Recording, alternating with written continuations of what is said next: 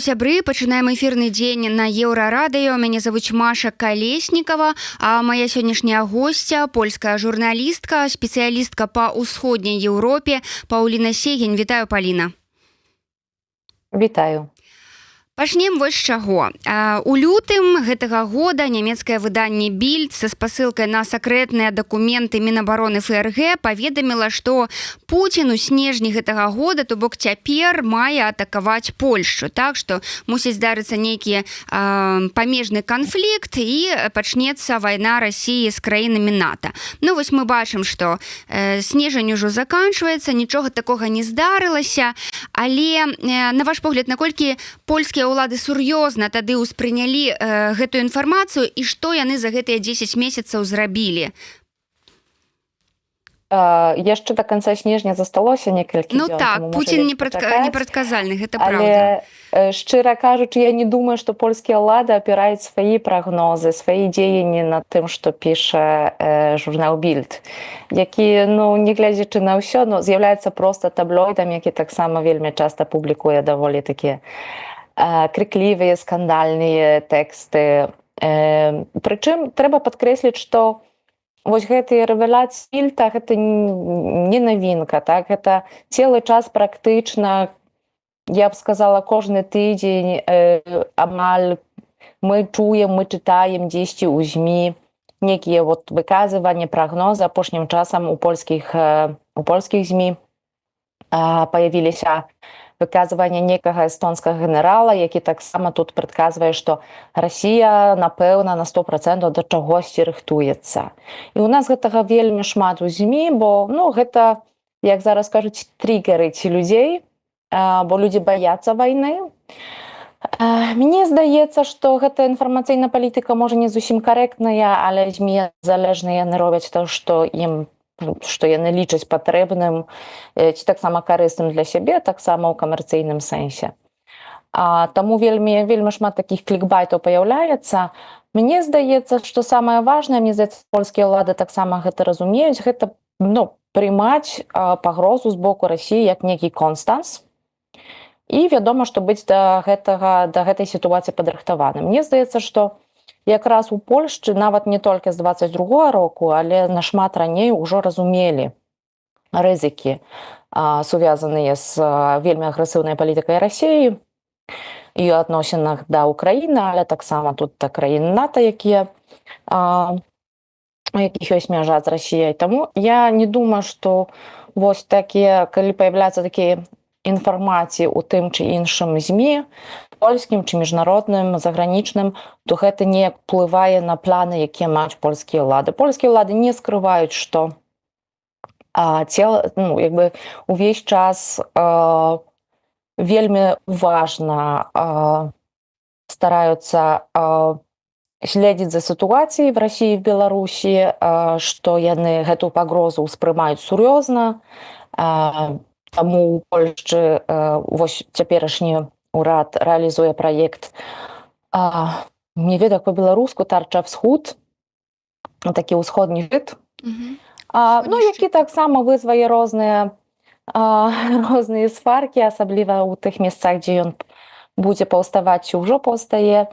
Але факт фактам, польскія ўлады ставяцца да гэтай пагрозы сур'ёзна, і я думаю, што асабліва сцэнарый некай, не ведаю, збройнай правакацыі ў раёне Сувалк, увогуле на ўсходняй ці на паўночнай межы Польшчы, дзе Польшча мае межу з Расіяй, гэта сцэнарый, які разглядаюцца не першы рок, нават і трэці рок у польскіх службах, у польскай арміі, у польскім радзе.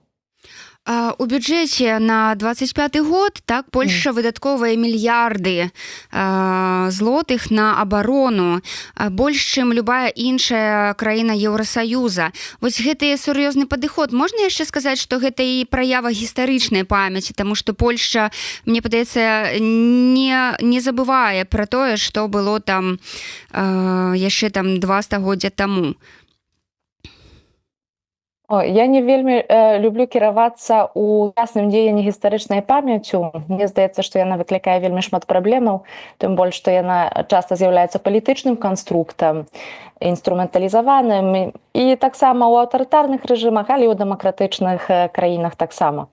Мне здаецца, што напэўна важна то, што Польшча з сваім досведам гістарычным не ігнаруе Расіі як пагрозу, так як я раней казала. А зараз проста ўсе факты, ўсё, што мы ведаем пра сітуацыю ў Расіі, пра сітуацыю на фронце в Украіне, ну і пра наша геаграфічнае палажэнне, гэта ўсё ўказвае на тое, што трэба проста быць падрыхтаваным. Лепш быць падрыхтаваным, мы таксама разумеем на прыкладзе Украіны, што было бы нашмат лягчэй Украіне абараняцца, каб яна магла разлічваць, напрыклад, яшчэ ў 21-20 годзе на пакупкі зброі ад захаду, на даставы гэтай зброі, чаго тады не здарылася. Польшча ў лепшай сітуацыі. Польшча з'яўляецца членам НАТО, Польшча можа закупаць зброю у сваіх заходніх партнёраў, можа сама таксама вырабляць гэтую зброю. Мне здаецца, што гэта проста прагматыка, проста такая сітуацыя і пагроза рэальная. Я думаю, што ніхто тут не можа сказаць, што гэта нейкая вся гусня, што там Расія нападзе. Мы не ведаем, што зробіць Расія. Расія зараз у такім моманце, калі вайна для яе вельмі карысная, аказваецца. Маем нейкія звесткі, там праблемы эканамічныя, але нічога в тот момент не указвае нам на тое, што то есть Путін, які нават, мне здаецца, зараз выступае перад сваім перад сваім народам, ён упэўнены, што ўсё ідзе ў добрым накірунку, што яго планы, яго стратэгія спрацавала і нічога не указвае на тое, што ён хацеў бы затрымацца. Паўліна, ёсць такое меркаванне, што ў старой Еўропе няма каму ваяваць праз пацыфізм і новыя каштоўнасці еўрапейцаў, так? Вось, а што наконт палякаў? Старыя каштоўнасці гэта якія? Бачце, цяпер ужо у нас і экалогія, і пацыфізм, і гэтак далей. А што наконт палякаў? Вось наколькі яны гатовы абараняць сваю радзіму і Еўрасаюз? Глядзіце, увогуле я бы не сувязвала экалогію з пацыфізмам, таму што якраз то, што в Еўропе называецца, і да чаго вельмі шмат еўрапейцаў ставіцца даволі скептычна, зялёны лад, то есть новая палітыка экалагічнай еўразвязу, насамрэч яна гэта якраз палітыка супраць такіх рэжымаў, як расійскі, рэжымах заснованых, рэжымах, які жывуць на энергарэсурсы, які жывуць на экспарт энергарэсурсаў, які толькі даводзяць да зменаў клімату. І мне здаецца, што чым больш разумення гэтай сітуацыі, чым хутчэй мы будзем мадэрнізаваць сваю энергетычную сістэму ў бок абнаўляльных энергетычных рэсурсаў, тым лепш таксама з точкі зору вось гэтай нашай барацьбы з расійскім рэжымам, з расійскай пагрозай. Будзем такім чынам аслабляць Расію, калі будзем менш там карыстацца нефцю, газам і так далей. Што ўжо дзеецца, але таксама выклікае вельмі шмат там незадавольнення у розных частках грамадства еўрапейскага. Наконт гатоўнасці ваяваць. Мне здаецца, што трэба разумець, і мне здаецца, што ў Польшчы гэта разумеюць, у балтійскіх краінах гэта разумеюць, вельмі добра гэта разумеюць у Фінляндіі, у якой я нядаўна пабывала. Разумеюць гэта таксама ў Скандынавіі, што калі ты маеш такога агрэсіўнага суседа, то нягледзячы на ўсе саюзы, ўсе міжнародныя арганізацыі, в якіх ты ўдзельнічаеш, то перш за ўсё гэта твая адказнасць абараняцца. Вось мне таксама пыталі расійскія журналісты пра тое, незалежныя журналісты пра тое, чаму Польшча так як бы сур'ёзна рыхтуецца да патэнцыйнага канфлікту з Расіяй, калі Польшча з'яўляецца членам НАТО, чаму Польшча не верыць, што прыйдзе НАТО, будзе яе абараняць. Я кажу, але гэта так не працуе, НАТО гэта не некая знешняя арганізацыя, якая ходзіць, калі ты яе завёш, так, і просіш дапамогі. Гэта так не працуе. НАТО гэта арганізацыя, да якой Польшча належыць, якой з'яўляецца часткай. І мне здаецца, што калі б, не ведаю, была сур'ёзная некая ваенная пагроза, напрыклад, для Гіспаніі, Італіі, то перш за ўсё там людзі бы да гэтай пагрозы рыхтаваліся. А магчыма, такія краіны, як Польшча, якая далей ад гэтай пагрозы, так сачувалі, але, магчыма, не ўспрымалі бы так, можа, сур'ёзна, не ўспрымалі бы эту пагрозу як штосьці, што іх дакранае.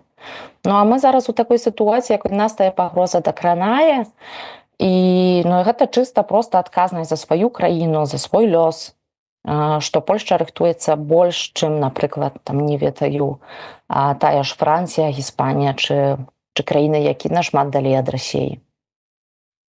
Мы вось днямі з'ездзілі ў Сувалкі, паразмаўлялі з жыхарамі, і яны кажуць, што сапраўды цяпер больш мужчын і жанчын жадаюць служыць у арміі.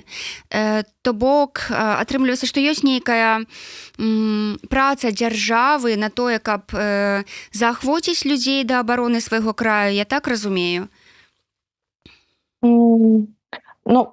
Шчыра кажучы, я не маю нейкіх даных, каб пра гэта абмяркоўваць гэтую сітуацыю, але так, нічога не ўказвае на тое, што ёсць праблемы з рэкрутацыяй да арміі ў Польшчы. Нейкі такі дух, мне здаецца, у паляках ёсць. Я асабліва не перажываю наконт, не ведаю, нейкай патэнцыйнай ваеннай сітуацыі, якой, спадзяюся, не будзе, што палякі будуць актыўна і эфектыўна тут абараняцца. Плюс, я думаю, што вельмі шмат укладае дзяржава ў тое, каб служба в арміі была нейкім таксама атракцыйнай кар'ерай, калі можна так сказаць. Зараз армія вельмі добра фінансуецца, і салдаты могуць разлічваць на розныя прывілегі, на які не могуць разлічваць, напрыклад, службы, у тым ліку паліцыя, якая зараз пратэстуе, вялікі недахоп паліцыянтаў, не хапае ў Польшчы 10 па разным рахункам, не хапае ў Польшчы 10 13 тысяч паліцыянтаў. Яны хацелі б такіх прывілегіяў, якія маюць вайсковыя, яны лічаць, што тады больш людзей было б гатовых ісці ў гэту службу. Вось гэта таксама паказвае, што дзяржава разумее, што трэба таксама заахвочваць, што не толькі на патрыятызме чыстым можна збудаваць такую даволі большую і эфектыўную армію. Я нагадаю, сябры, што Паўліна Сеень, польская журналістка, наша сённяшняя госця. Паўліна, давайце пяройдзем да такіх беларуска-польскіх адносін. Што цяпер адбываецца на мяжы Беларусі і Польшчы? Ці сапраўды стала менш мігрантаў пасля таго, як узвялі гэты знакаміты плот памежны і калі пачала дзейнічаць буферная зона? Буферная зона – гэта некая такая эпапея, якая тут практычна ўвесь час, але па парадку.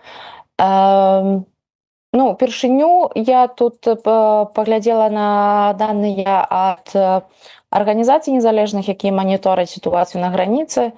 Яны кажуць пра тое, напрыклад, гуманітарныя арганізацыі, якія тут дзейнічаюць, кажуць пра тое, што яны ў сярэднім атрымліваюць около 1000 просьбаў о дапамогу кожны месяц і праз апошнія месяцы. Гэта паказвае на нейкую, я б сказала, больш стабільную сітуацыю, чым на нейкі тренд на змяншэнне ці ўвелічэнне гэтых пераходаў ці колькасці мігрантаў на гэтай мяжы. Прычым мы ўжо прывыклі да таго, што калі ідзе зіма, гэтых пераходаў робіцца менш. Калі пачынаецца цёплая пагода, бо цёплае надвор'е, тады іх колькасць увелічваецца. Наконт буфернай зоны, шчыра кажучы, яна была толькі што польскія ўлады, польскі ўрад вырашыў, што працягваць яе дзеянне, прычым яна дзейнічае толькі на нейкім такім фрагменце граніцы, якраз тут, дзе я жыву, у Белаверскай пушчы, у Хайнаўскім павеце. І шчыра кажучы, логікі я тут ніякай не бачу, бо даволі даўно, уже некалькі месяцаў, як вось гэты рух мігранцкі, ён перамясціўся больш на поўнач. Зараз там на поўнач ад Міхалова, практычна ўдоль цэлай беларускай граніцы. Поўначней ад нас вось гэты цэлы рух канцэнтруецца, але ніхто там не гаворыць пра то, як от там увесці буферную зону. Таму цяжка зразумець, бо з аднаго боку ўлады, там міністр абароны ці міністр унутраных спраў цэлы час абвяшчаюць, што яна супер спрацавала, дзякуючы яе практычна ўжо няма пераходаў. Но з другого боку мы ведаем, што пераходы ёсць, яны ёсць у другіх месцах, але там ніхто не кажа, ну калі такая эфектыўна буферная зона, чаму не ўвесці тую буферную зону там, дзе зараз ужо некалькі месяцаў ёсць гэтыя пераходы. Мне здаецца, рашэнне гэтай буфернай зоне, яно была такім вельмі хуткім, палітычным, імпульсіўным, не до конца падыктаваным нейкай стратэгіяй у адносінах да гэтай межы, што мне здаецца ўжо тыповым і для папярэдняга ўраду, і для вось гэтага, які маем зараз. Ужо амаль як 2 гады Польшча закрыла памежныя пераходы з Беларусю, ну і адзін з самых такіх топавых і вядомых гэта баброўнікі. Як гэтыя часы ўвогуле перажывае рэгіён, які трымаўся у тым ліку за кошт гандлю з беларусамі? Ну, гэта вельмі праблематычна. Я не буду скрываць, што для рэгіёну гэта вельмі праблематычна. Я бы сказала так, як бы у глобальным кантэксце, рэгіянальна-глобальным кантэксце, людзі тут у нас, у гэтых прыгранічных раёнах, не разумеюць, чаму увесь кошт, усе праблемы, сувязаныя з гэтай ахаронай граніцы, мяжы, яны як бы спадаюць на нас. Бо гэта і з аднаго боку гэта гандаль, пра які вы кажаце, але гэта таксама турыстычны рух, які тут у сувязі з мілітарызацыяй рэгіёну такой вельмі інтэнсіўнай ён падае і даводзіць да таго, што людзі ўжо не ведаюць, чы верыць увогуле в тыя свае турыстычныя бізнесы, ці можа лепш іх ужо закрыць і дзесьці з'ехаць у другія месцы.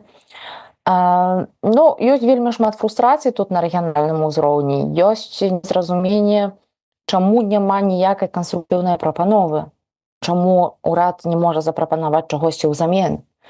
Бо людзі ў цэлым зразумеюць, што сітуацыя нестандартная, але яны таксама бачаць, мы ж маем тут грузавыя пераходы, мы маем пераходы калаёвыя, чыгуначныя, і людзі бачаць, асабліва тут, які жывуць побач з гэтай межой, якія працуюць на гэтых пераходах, яны ведаюць, што проста вельмі шмат тавараў з Беларусі ўсё равно едзе. І што для такіх вялікіх як бы акцёраў гандлёвых, бізнесовых, гэтыя магчымасці адчыненыя, а яны закрыліся для нас, для жыхараў рэгіёнаў. Гэта таксама адчуваецца, гэта адчуваецца ў Беластоку, у торговых цэнтрах, але таксама гэта вельмі адчуваецца ў такіх меншых мястэчках, як, напрыклад, Чыромха, ці Кляшчэлі, якія былі побач межы, якія таксама дзесьці той такі малы бізнес прафітаваў і ўвогуле развіваўся дзякуючы мяжы, дзякуючы пераходу. І так, і то, што ўвогуле адсутнічае некая перспектыва зменаў, і што няма таго плану, няма такой прапановы для развою. Не так даўно, яшчэ ў лістападзе, мне здаецца, а можа напрыканцы кастрычніка, я размаўляла з віцэ-ваяводам падляшскім Павлом Крутулем, і шчыра кажучы, для мяне самой гэта была вельмі жахлівая размова, як для жыхаркі рэгіёну, таму што ўвесь план, які ён прапанаваў як прадстаўнік ураду для Падляша, асабліва для ўсходняга Падляша, гэта была проста мілітарызацыя. Гэта была так, што будзе армія, а людзі цывільныя грамадзянскія звычайныя людзі будуць на гэту армію працаваць, там, не ведаю, рыхтаваць еду, займацца там прыборкай, сціркай і так далей. Ну, гэта жахліва насамрэч, гэта не развіццё, гэта нейкія такія вельмі базавыя нізкааплачаныя услугі. Тут няма ўвогуле месца на інавацыю, развіццё, на нейкую крэатыўнасць. Я памятаю, што ў свой час Дональд Туск неяк рэагаваў, прыязджаў у Беласток, так, быў там нейкі, здаецца, страйк прадпрымальнікаў, і ўздымаліся вось менавіта гэтыя пытанні, пытанні адкрыцця межаў. І ён абяцаў, што нешта будзе вырашана, але так гэтага і не здарылася. На ваш погляд, вось пытанне адкрыцця памежных пераходаў, гэта выключна пытанне, звязанае з постаццю, з вызваленнем Анджэя Пачобута, ці ўсё ж тут гуляе ролю і вось гэтая мігранцкая гісторыя? Не, я не думаю, што я не думаю, што калі Лукашенко заўтра выпусціў Пачобута з тюрмы, то тут раптам польскія ўлады пачалі бы кантактаваць з Лукашенкай, адчыняць пераходы, увогуле ісці на нейкі там дыялог з рэжымам. Рэжым агрэсіўны, Лукашенко забойца, так, мне здаецца, гэта ўсё, як бы зараз увогуле, пакуль мы маем улады, скажам так, з палітычнага мейнстрыму, калі гэта не нейкія там дзіўныя праварадыкалы, якія там дзесьці часам у Еўропе з'яўляюцца з такой дзіўнай і часцей за ўсё прарасейскай павесткай, то мне здаецца, што такога дыялогу не будзе. Ён дзесьці там дыялог пра звальненне Пачобута ідзе, наколькі я ведаю, нейкімі там неафіцыйнымі каналамі, але гэта не памяняе, не ведаю, кардынальна сітуацыю. Гэта не можа памяняць кардынальна сітуацыю, напрыклад, калі Лукашенко звальніць Пачобута, але цэлы час будзе, напрыклад, такая сітуацыя на граніцы, як зараз, так? Вось гэта ўсё разам. Не прывядзе да лепшых адносінаў Польшчы і Беларусі сітуацыя, калі Лукашенко звольніць Пачобута, але будзе адначасова пагражаць ядзернай зброяй, так? Вось пакуль Лукашенко працуе для расійскага рэжыму, то будзе вельмі цяжка. Ці любы чалавек, які, напрыклад, можа быць там наступным пасля Лукашэнкі, будзе працаваць для расійскага рэжыму, то я не бачу тут нейкай вялікай прасторы для зменаў гэтых узаемных адносінах. Магчыма, калі Польшча, які абяцала, закрыла вось гэты транзіт грузаперавозак, так, з Кітаем, то Пачобут быў бы ўжо вызвалены. Чаму Польшча не ідзе на гэты такі радыкальны крок? Мне здаецца, што мы все робім такую памылку, і гэта гісторыя пра гэтыя грузаперавозкі кітайскія праз Беларусь, праз Польшчу. Яны цэлы час звяртаецца гэта пытанне, але увогуле мы Кітай не зацікаўлены у тым, каб быць, не ведаю, нейкім медыятарам у гуманітарных пытаннях між Польшчай і Беларусяй, ці нават між Польшчай і Расіяй, як мы бачым, так? Кітай насамрэч заінтарэсованы ў сваіх гандлёвых інтарэсах, а склалася так, што ад гэтых гандлёвых інтарэсаў Кітая залежныя таксама і Беларусь, і Польшча. Значыцца, калі Польшча, напрыклад, закрывае грузавыя пераходы ў Тэрасполу, то гэта робіць прыкра Лукашэнцы, але таксама гэта робіць вельмі прыкра польскаму бізнесу. І тут, Польшча не з'яўляецца такім, як сказаць, суб'ектнасць Польшчы ў гэтым дыялогу з Кітаем, таксама пра гэта, ў такім ціску на Кітай, мне здаецца, трошку не хапае некай такой суб'ектнасці. Таму што тут Кітай з'яўляецца гэтай вялікай дзяржавай, якая можа нейкі там весці свае адказныя меры, так. І гэта таксама дакранецца Беларусі, напэўна, калі Польшча закрыла гэту мяжу пад Тэрасполю для грузаабарота, гэта было бы вельмі балюча для Лукашэнкі, але гэта таксама было бы вельмі цяжка для шматлікіх польскіх бізнесаў, і то, што Польшча падтрымлівае гэты гандаль таксама нават пад санкцыйнымі таварамі. Ну, не на афіцыйным узроўні, но, скажам, не так уж сильно стараецца гэта агранічваць, паказвае на тое, што Польшча стараецца неяк балансаваць таксама свае гандлёвыя інтарэсы, інтарэсы польскіх фірмаў, польскіх прадпрымальнікаў. Вось падчас мінулых парламенцкіх выбараў так у Польшы рэжым Лукашенка спадзяваўся на перазагрузку адносін з вашай краінай, але атрымаў яшчэ больш такіх бескампрамісных апанентаў. Пры якіх умовах, на ваш погляд, Польшча ўсё ж пачне дыялог з афіцыйным Мінскам? А скажыце, а скуль мы ведаем, што Лукашенка спадзяваўся на... Там, здаецца, былі нейкія такія выказванні ягоных, там і прапаганда, здаецца, нешта такое гаварыла, і ягоныя праўладныя чыноўнікі, былі такія заявы. Ну, можа, была такая спроба стымуляваць нейкую перазагрузку ці знайсці нейкія там дарогі для дыялогу з новымі ўладамі, але насамрэч таксама вядома ад пачатку, што ўлад вось у такой канфігурацыі, якой мы маем зараз з урад Дональда Туска, ён не будзе гатовы да нейкіх уступкаў у бок Беларусі, у бок Лукашэнкі. Мне здаецца, што ёсць нейкі кансэнсус і пра Лукашэнку, і пра ягоны рэжым, таксама пра Расію ў Польшчы. Так як я кажу, у такіх мейнстрымных палітычных сілах увогуле няма пытанняў на гэты конт. Вось трэба, каб штосьці памянялася з боку Беларусі. Трэба, каб Лукашенка звальніў палітвязняў, не толькі пачобута. У Польшчы мы гаворым часцей за ўсё пра Анджэя Пачобута, таму што ён тут вядомы, так, ён быў вядомым журналістам вядомага ЗМІ, але ў Польшчы памятаюць пра іншых палітвязняў таксама.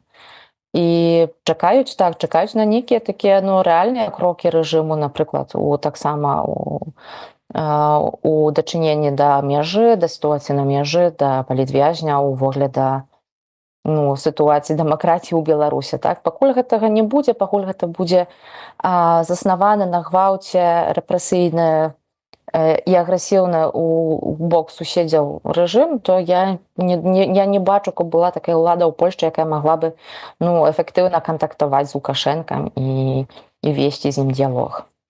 А наколькі увогуле вось у цяперашніх рэаліях, на ваш погляд, важны гэты дыялог з Лукашэнкам? Можа быць, калі пачаць з ім размаўляць, ён там пачне адыходзіць ад Расіі, таму што там таксама ёсць пытанні наконт таго, ці хоча ён, каб Расія ўжо цалкам паглынула Беларусь, так? Ці ўсё ж Еўропа, Еўрасаюз, Захад ўжо негалосна вырашылі аддаць Беларусь Расіі? Вось гэта самая цяжкая тэма, бо мы, людзі, якія займаюцца ва ўсходняй Еўропе, яны гэта вельмі добра разумеюць, што зараз пры такой палітыцы ізаляцыі Беларусі, так, не толькі рэжыму, але, напрыклад, пры такой палітыцы і візавай, і закрыцця пагранпераходаў. Мы крыху так, як бы гэты ціск не працуе на рэжым, але даводзіць да таго, не працуе.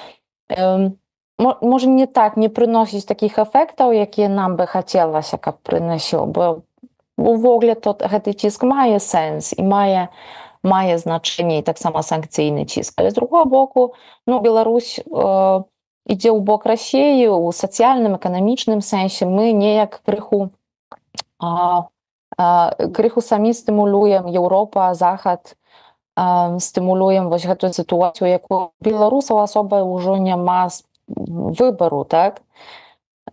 Вось гэта цяжкае пытанне. Мне здаецца, што тут можа не хапіла стратэгіі, але мне здаецца, што калі на Беларусь накладаліся санкцыі яшчэ ў 2021 року годзе, то яшчэ да вайны в Украіне не все разумелі, у які бок то ўсё будзе развівацца. І вайна ў Украіне, якая зрабіла з Беларусі суагрэсара, Яна таксама кардынальна памяняла шансы выйсці з того тупіка, калі маем толькі санкцыі, маем толькі агранічэння, а не маем некай вось канструктыўнай таксама прапановы, напрыклад, для беларускага грамадства.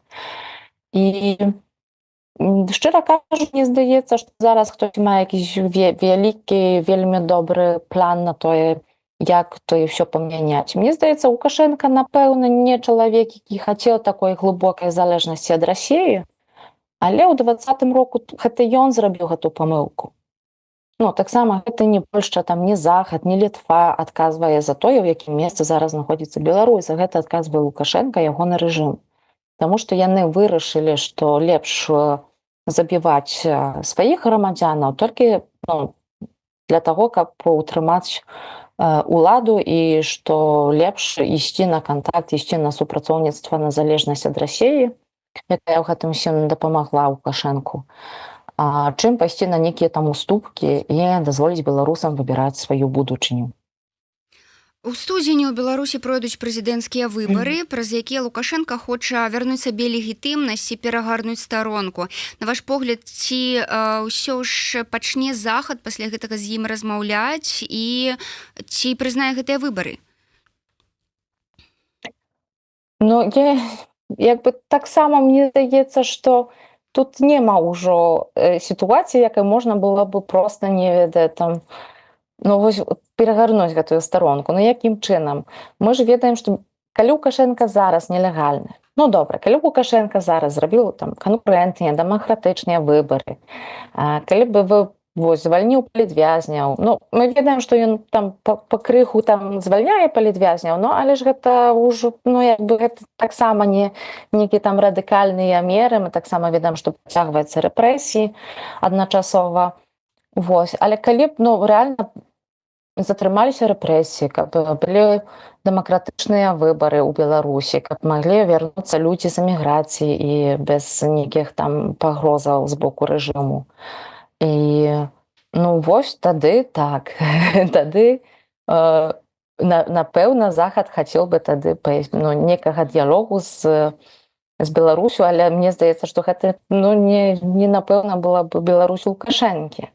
А мы маем дачыненне з выбарамі, якія арганізуе нелегітымны зараз прэзідэнт, і які ён напэўна выйграе. Тут няма інтрыгі у гэтых выбарах. І гэта не памяняе статусу легітымнасці Лукашэнкі ў вочах Захаду. Мне здаецца, толькі ў нейкай, можа, крытычнай нейкай геапалітычнай сітуацыі Захад быў бы, Захад, Польшча былі бы гатовы да такога дыялогу з Лукашэнкам падысці. Але цяжка яму давяраць пасля ўсяго, што здарылася за апошніх некалькі лет. Так. Цяпер часта гучаць такія размовы пра будучыя мірныя перамовы па ўкраіне. І рэжым, і беларускія дымсілы мяркуюць, што на гэтых перамовах мусіць быць прадстаўлена Беларусь і беларускія нацыянальныя інтарэсы. На ваш погляд, наколькі верагодны такі сцэнар? Мне здаецца, што дымсілы тут у лепшай сітуацыі, бо яны могуць эфектыўна даносіць свае думкі, свае ідэі да лідараў Захаду, якія могуць іх потом трансляваць на такіх перамовах. Хутчэй за ўсё, давайте будзем шчырымі, Святлану Ціхановскую ніхто не запросіць да столу перамоваў па вайне Расіі в Украіне. Лукашенко можа знайсціся пры гэтым столе толькі тады, калі па нейкай дзіўнай прычыне Пуцін так вырашыць. Таксама ён там будзе толькі тады, калі Расія гэта яму дазволіць, а я не думаю, што Расія гэта вельмі цікава. Чтоб яму таксама прапанаваць такую суб'ектнасць на міжнародным узроўні. Таму я не думаю, што Беларусь зможа неяк эфектыўна ці рэжым, ці дымсілы падключыцца ў гэты працэс, але дымсілы могуць прынамсі могуць свае прапановы, свае бачэнні сітуацыі неяк прынамсі данасіць да лідараў, таму што яны збудавалі структуру, яны збудавалі сетку кантактаў і іх там слухаюць на Захадзе. Беларусь не будзе суб'ектам гэтых перамоваў, Беларусь не будзе суб'ектам ніякіх паразуменняў, ніякіх узгадненняў па поводу вайны в Украіне. Паўліна, па меркаванню экспертаў і часткі грамадзянскай супольнасці ў 25 годзе заканчваецца легітымнасць Святланы Ціханаўскай як абранай па некаторых падліках прэзідэнткі Беларусі. Так? Як будзе сябе паводзіць Еўропа ў адносінах да беларускіх дымсіл, улічваючы, што сітуацыя ў нашай краіне за гэтыя 5 гадоў не змянілася? Я сама пытала Святлану Ціханаўскую пра гэта, калі мела шанец з ёй пагаварыць яшчэ ў ліпені. І мне здаецца, у яе ёсць вельмі добрыя аргументы, чаму гэта не мае значэння. Гэта не мае значэння таму, што ўпершыню у 25 годзе не будзе легітымных выбараў у Беларусі, як мы ўжо сказалі. Таму не з'явіцца нейкі там новы легітымны прэзідэнт такім чынам. Беларускі дымсіл, які ўзначальвае Ціханаўская, яны пабудавалі, мне здаецца, даволі эфектыўную структуру, збудавалі арганізацыю, якая аб'ядноўвае, калі не ўсіх, то прынамсі, мне здаецца, ўсё роўно большасць вось гэтай актыўнай палітычнай дыяспары беларускай, стараецца прадстаўляць іх інтарэсы, і мне здаецца, не трэба тут нічога мяняць. Няма нейкіх, не ведаю, інструментаў палітычных, якія дазволілі бы зараз, не ведаю, ці там неяк прадліць вось гэту легітымнасць Ціханаўскай. Проста трэба нейкага такога кампрамісу, зразумець проста палітычную сітуацыю, і то, што у Беларусі выбараў дэмакратычных не будзе, а рабіць нейкія там выбары, не ведаю, для дыяспары, ці на захадзе, ці там, не ведаю, нейкія там онлайн-выбары, яны таксама не будуць лічывацца легітымнымі. Пакуль ёсць нейкі такі кансэнсус сярод вось гэтай палітычнай актыўнай дыяспары беларускай, што Ціханаўская іх прадстаўляе, яна будзе легітымнай лідаркай. І ў Еўропе ўсё адно будуць яе так успрымаць, нягледзячы на тое, што ўсё ж нейкіх такіх значных пераменах за гэтыя 5 гадоў не атрымалася, так? Мне здаецца, што Еўропе ўсе разумеюць, што эміграцыя, палітычная эміграцыя — гэта вельмі злая штука. Вельмі цяжка весці эфектыўную палітыку дачынення да сваёй краіны, калі ты за мяжой. Гэта практычна не ўдавалася. Але можна ў эміграцыі ўплываць, напрыклад, на палітыку вось гэтых самых захадных краінаў да дачынення да Беларусі, што беларускія дымсілы стараюцца рабіць, і гэта добры шлях. Да гэтага маем вось вялікую дыяспару беларускую. Мне таксама здаецца, што лепш, каб яе прадстаўляў хтосьці тыпа Ціханаўскай, чым яны заставаліся самі па сабе. Тым больш, што маем параўнанне сітуацыі расейцаў, якія ўвогуле такой раз'еднана, я бы сказала, ўжо ў глыбокай зараз траўме, таму што нічога не атрымліваецца, перспектыў ніякіх няма, яны спыніліся за мяжой, і вось як бы ўсё. І ўвогуле ніякай няма надзеі і ніякай будучыні, як здаецца, ўжо шматлікім ужо няма. Вось мне здаецца, што ў гэтым сэнсе у беларусаў нашмат лепшая сітуацыя, яны лепш арганізаваныя, яны маюць вось гэтых палітычных лідараў, лепшых, горшых, ідэальных палітыкаў няма. Гэта вядома, асабліва ў дэмакратычным кантэксце. Мусіць, толькі дыктатары могуць пабудаваць такую сваю візерунак ідэальных палітыкаў. Вось, а дэмакратычныя палітыкі, такімі не бываюць. І мне здаецца, што так, лепей, каб так заставалася, як ёсць. Прычым вядома, што Ціханаўская, яна таксама гэта не скрывае, яна таксама ў інтэрв'ю, які для мяне дала ў ліпені, яна казала, у нас няма рэальнай улады. Вось гэтая рэальная ўлада засталася ў Менску. А мы робім то, што можам рабіць. Мне здаецца, гэта шчыра, і вось гэта у тых умовах, у якіх яны працуюць, гэта даволі эфектыўна. Дзякуй вялікі, Паўліна. Я нагадаю, сябры, што госцяй сённяшняга жывога эфіру Еўрарадыё стала Паўліна Сегень, польская журналістка і спецыялістка па ўсходняй Еўропе. У нас наперадзе, зараз я вам скажу, што у нас наперадзе. У нас наперадзе праз гадзіну будзе інтэрв'ю з эканамісткай Алісай Рыжычэнка і таксама трансгендернай персонай Пашай Джиджора. Так што не пераключайцеся, заставайцеся з Еўрарадыё. Яшчэ раз, Паўліна, дзякуй вялікі і з надыходзячымі святамі. Дякую. Дякую вялікі, дякую за запрашэнне. Да сустрэчы. Да сустрэчы.